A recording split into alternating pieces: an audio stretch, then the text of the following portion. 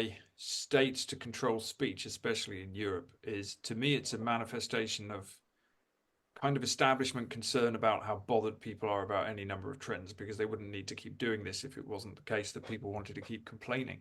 In terms of the Yes, technology, I mean, exactly.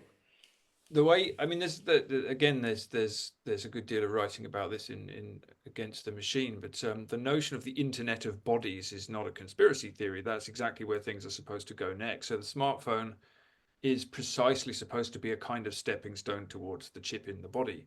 The Internet of Things is where everything is connected to the web, whether it's your fridge or your car or whatever, and that's already manifesting. And the next stage is the Internet of Bodies. And the Internet of Bodies is where the rational thing to do is to have a chip in your hand, in your right hand, which is where the mark of the beast is said to be, by the way, in the book of Revelation.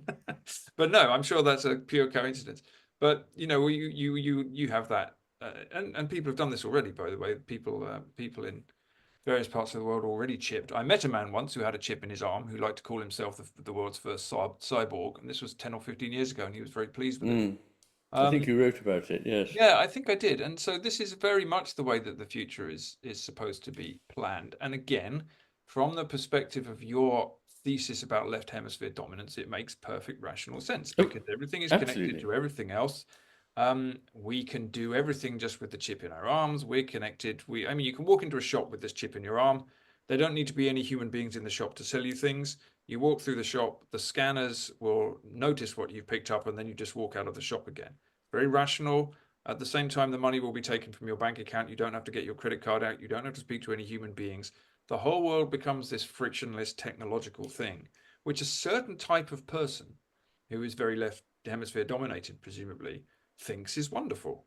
The same sort of people who think that terraforming Mars is wonderful and going to live in space and mining asteroids and uploading our minds into the cloud, because, again, based using your notion, this is it's a purely rational thing to do. It makes perfect sense. If you disregard what the right hemisphere can see, if you disregard the whole picture, I listen to that vision of the world and I have this sense of rising horror. But I've spoken to people who think it's absolutely fantastic. And there's such a gulf between those worldviews. It seems very difficult to, I mean, this is a question really we ought to get to, is how on earth can you actually bridge that gulf between these two radically different ways of seeing? Because the people who control the narrative and the people who create the technology are rushing us very, very fast into this robotic left hemisphere world, which takes us into, yeah, goodness knows what horror. But as I say, they don't see it as horror. They see it as utopia. Yes. Gosh, there's so much to say about all of that.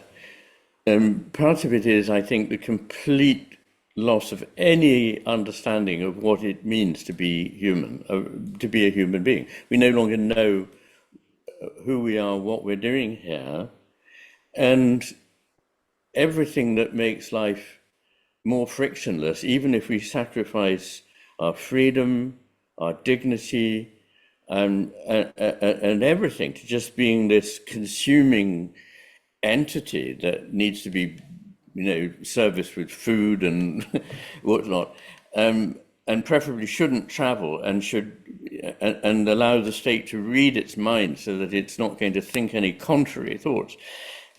Can't people see that this drive towards conformity and mechanism I mean, if it were to succeed, would completely destroy our liberty, and our dignity, and a lot of the things that it would give to us are simply like sweeties, probably literally sweeties.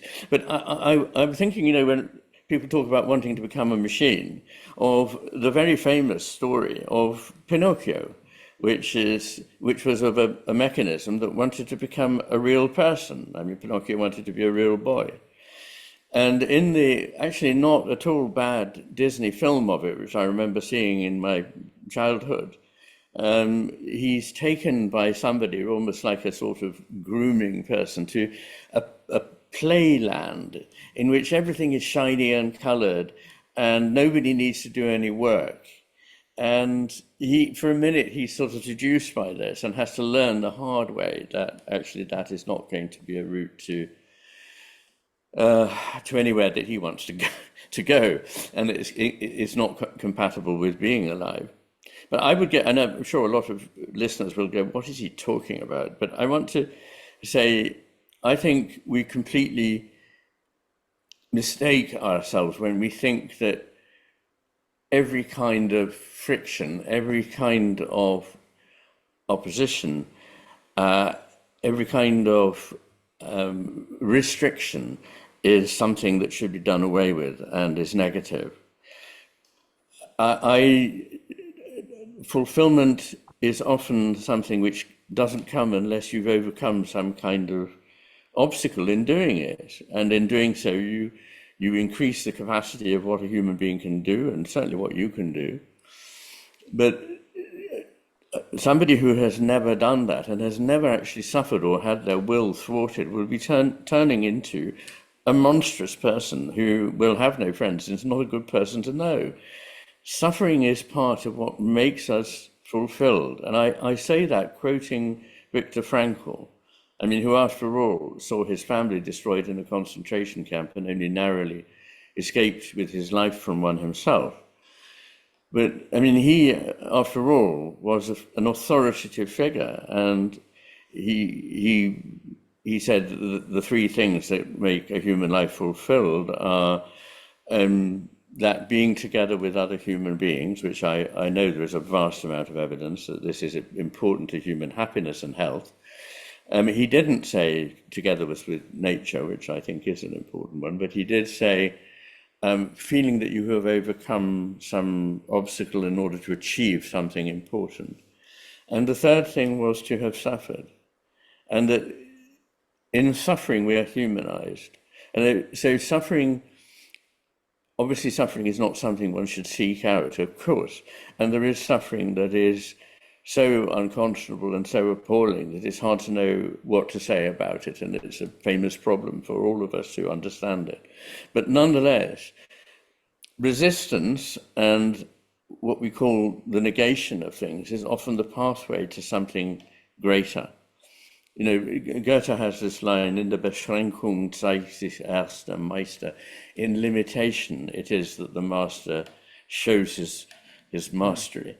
And you know, it's famous that poets have often been forced into their best lines by the tyranny of a rhyme scheme and a meter. Yeah. And so, and after all, definition, which makes a thing what it is, the defining of it is the separation of it from something else, and that means it has some boundaries. That doesn't mean that it's atomistically divided forever from everything, but in order to be an identifiable entity, it has at least to be distinct, and part of that is the forming of boundaries. Sorry, I went off on a slight tangent there. No, that's very interesting. Chesterton said to love anything is to love its boundaries, which came up as It's very good. Limits. And Really sorry, just before we move on, Chesterton also said something that occurred to me earlier when you said, "But look, this is all rational." People say, yes, and I have dealt with a lot of highly rational people who are mad. Not just my verdict, but everyone's. So one of the things about schizophrenia is that they, you know, we used to say that people lose their reason. And Chesterton said a madman is not someone who's lost his reason, but has lost everything but his reason. And that's manifest in schizophrenia. So they're not irrational. They have lost their reason in the sort of sense of being reasonable people, acquainted with experience. You know, so they hear a voice in the room, there's nobody there. They think, how can that have got into the room? It must be through that socket over there, and the neighbors have got into the wiring and are broadcasting messages through the socket. And it sort of makes a kind of scientific rationalist sense, but it makes no reasonable sense to anybody who knows anything about the world. No, that's. I was just thinking about limits there, and suffering actually, because every religion, every religion in the world teaches that suffering is the path to God, to enlightenment, to spiritual improvement. And again, you're not supposed to intentionally seek it out, but when it comes to you, it's given to you for a reason. And the society we live in now teaches that the greatest good is to abolish suffering. And it's not that that's, again, nuance. It's not that that's always a bad thing. Sometimes it's good to abolish suffering. It's good to have medical advances and various things that we value. But Of once you course. put this on a pedestal and you are prepared to sacrifice almost everything to a safety focused utopia, then what do you really get what Aldous Huxley wrote about in Brave New World, which is precisely where we are, it seems to me. You have a safety focused utopia in which people give up their freedom in exchange for pleasure. Um, the entirety of the Silicon Valley mindset, and I've done a fair bit of studying of this and spoken to some of the people involved in it, is precisely about removing suffering from all human life, which is seen as the greatest good. It's extremely utilitarian. If we can remove all suffering, then we have succeeded. And the ultimate way to remove all suffering is to abolish death, which is then to abolish it's just to abolish humanity. And the whole Yes. thing rubs up against limits. So every traditional society, every religious teaching says limits are important. You have to push up against them. Suffering matters. That's what changes you. That's what helps you to grow. This mindset says, no, we abolish those things. We don't need them. What you want is ease and a lack of suffering and the end of death. And it ends up being weirdly a precisely inverted version of, say, the Christian story, in which we have an ascent to heaven, but the heaven that we ascend to is the uploading of our minds into a silicon cloud or into an AI. It's a very weird sort of almost autistic utilitarian view of what a suffering free world will look like, and it ends up being something that looks to me like hell. Actually, ironically, it ends up looking like a place in which there is no freedom, there is no humanity, there is nothing that we would recognize as any of those things at all. So it's almost as if we get to see the consequences of our own fantasies almost playing out around us. Yes, that's right. And we wouldn't be able to be creative because I believe that nothing is created without a degree of suffering.